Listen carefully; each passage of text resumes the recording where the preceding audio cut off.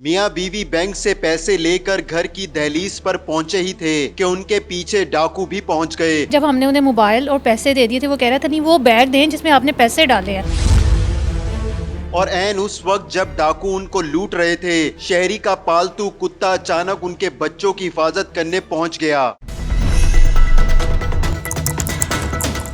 अस्सलाम वालेकुम नाज़रीन, मैं हूं फराद निज़ाम और आप देख रहे हैं उर्दू पॉइंट। लाहौर शहर में बढ़ती हुई डकैती की वारदातें वबाले जान बन गई हैं।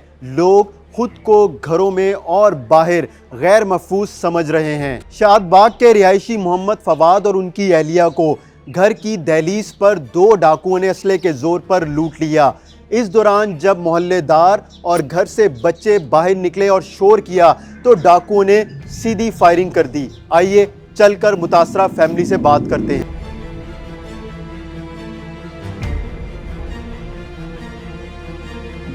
फवाद साहब, ये बताइएगा क्या हुआ था उस रोज़? उस रोज़ ये हुआ कि मेरी कुछ पेमेंट्स आई थी बाहर से, तो मैं उन्हें पिक करने गया हूँ। पहली पेमेंट 6,50,000 रुपया मैंने गुलशन रावी से रिसीव किया।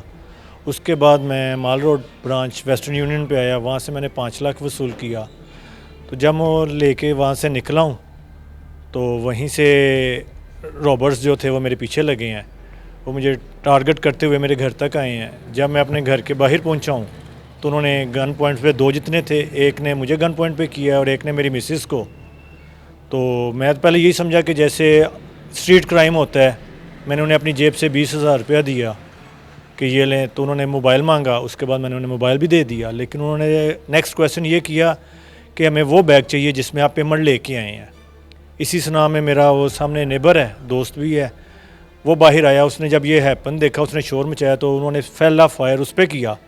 उसके बाद उन्होंने 3-4 फायर और किए हैं। तो हम घबराहट में खौफ तारी हो गया, क्योंकि मेरा गेट बच्चे खोल चुके थे, बच्चे बाहर थे।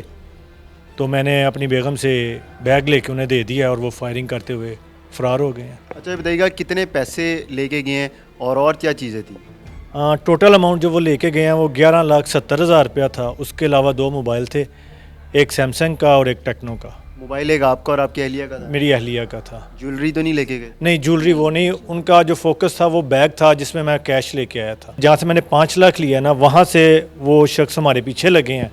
उनके माइंड में तो वही 5 लाख था, लेकिन क्योंकि वो बाकी की पेमेंट भी उस बैग में मौजूद थी तो लिहाजा वो सारी पेमेंट देनी पड़ी। नहीं, जब आप सेफ सिटी गए थे ऑफिस, उधर से आपने कैमरों में देखा, किस तरह वो आपके पीछे लगे, कैसे आपको पता चला? सेफ सिटी के जब हम गए हैं, उससे पहले हम जब वेस्टर्न यूनियन गए हैं ना, उसके साथ वाली एक शॉप के CCTV कैमरे से पुलिस वालों ने चेक किया था कि एक शख्स मेरी गाड़ी से कुछ फासले पे ना 25 मिनट खड़ा रहा है और उस दौरान उसने 2-3 मरतबा मोबाइल यूज़ किया है। और जब हम बाहर आ रहे थे, बाहर आने से 40 सेकंड पहले वो अपनी बाइक को पाँव से रेड़ कर मेरी गाड़ी के बिल्कुल बैक पे ले आया और हम गाड़ी में बैठे हैं। वहाँ से वो गाड़ी को फॉलो करता रहा। कुछ फासले पे आके उसने एक शख्स को और साथ बैठाया है। ये सारी फुटेजेस CCTV से पुलिस को मिल चुकी हैं। उन्होंने CD बना के पुलिस ऑफिसर्स को दी थी। अब आगे पुलिस फर्दर क्या कार्रवाई कर रही है उसके बारे में कुछ नहीं कह सकते। तो जब आप वहाँ से निकले थे पैसे लेके, आपको नहीं पता चला कि कोई पीछे आपके आ रहा है? मुसलसल इतने फासला था घर तक का, उसमें आपको लगा कि कोई आपको ट्रेस कर रहा है? नहीं, मुझे ऐसा फील नहीं हुआ, क्योंकि एक रश टाइम था। काफ़ी ज़्यादा बाइक्स और गाड़ियाँ मेरे पीछे थी। सेकंड, मेरी गाड़ी को ब्लेंडर लगे हुए थे और मेरे माइंड में बिल्कुल भी ये नहीं था कि मैं ट्रेस हो रहा हूँ। मैंने आके हारन दिया है तो बच्चों ने दरवाज़ा खोला है, लेकिन वो इसकी साइड पे भी क्योंकि वेपन लेके खड़े थे और मेरी साइड पे भी, तो इसलिए हम कुछ भी नहीं कर सकते थे। और वैसे भी मेरा नहीं ख्याल के मजामत करे, क्योंकि उनके वेपन यूज़ करने का तरीका ऐसा ख़तरनाक था कि लग रहा था कि वो किसी को भी शूट कर देंगे। जब आपने थोड़ी बहुत मजम्मत की तो क्या कहा उन्होंने? उन्होंने कहा कि अगर आप मजम्मत करेंगे और हमें पैसे नहीं देंगे तो हमें आपको गोली मार देंगे। तो उस पर मैंने उन्हें कहा कि आप फायर नहीं करें या हमें गोली नहीं मारें, आपको जो चाहिए मैं आपको देने को तैयार हूँ। अच्छा, जब आपकी साइड पे एक शख्स आया था, कितना डर गई थी आप? मैं बहुत ज़्यादा खौफज़दा हो गई थी, क्योंकि उसने वेपन जो था ना मेरी साइड मिरर पे मारना शुरू कर दिया था ज़ोर ज़ोर से, और उसने लॉक को भी काफ़ी ज़ोर से खींच रहा था, जिसकी वजह से मैं खुद खौफज़दा हो गई थी। और फिर इन्होंने मुझे कहा कि आप कोई ऐसा शोर नहीं करो गाड़ी में, ये बैग लेना चाह रहे हैं, आप इन्हें बैग दे दें।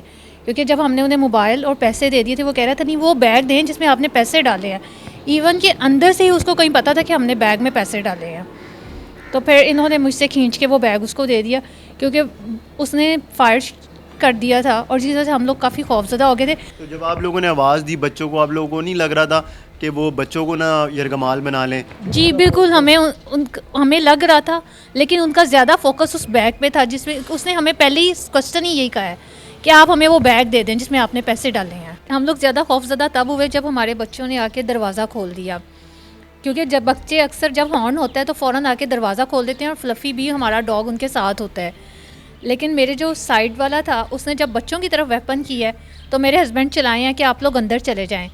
तो क्योंकि फ्लफ़ी साथ था, शायद उसने ये आवाज़ सुनी है, उसकी सिक्स सेंस ने काम की है, इसने बच्चों की शर्ट्स खींचना शुरू कर दी हैं अंदर की तरफ। ये लोग अंदर की तरफ भागे हैं और गेट साथ ही फिर इन्होंने बंद किया है बच्चों ने, और फ्लफ़ी इनके साथ ही फिर अंदर आ गया है। ये बताइएगा कि कोई ज़ख्मी तो नहीं हुआ था? नहीं, ज़ख्मी कोई नहीं हुआ, शुक्र है अल्लाह पाक का कि अल्लाह पाक ने ज़िंदगियां सलामत रखी हैं सबकी, कोई जानी नुकसान नहीं हो सका। अच्छा, ये बताइएगा क्या करते हैं आप काम?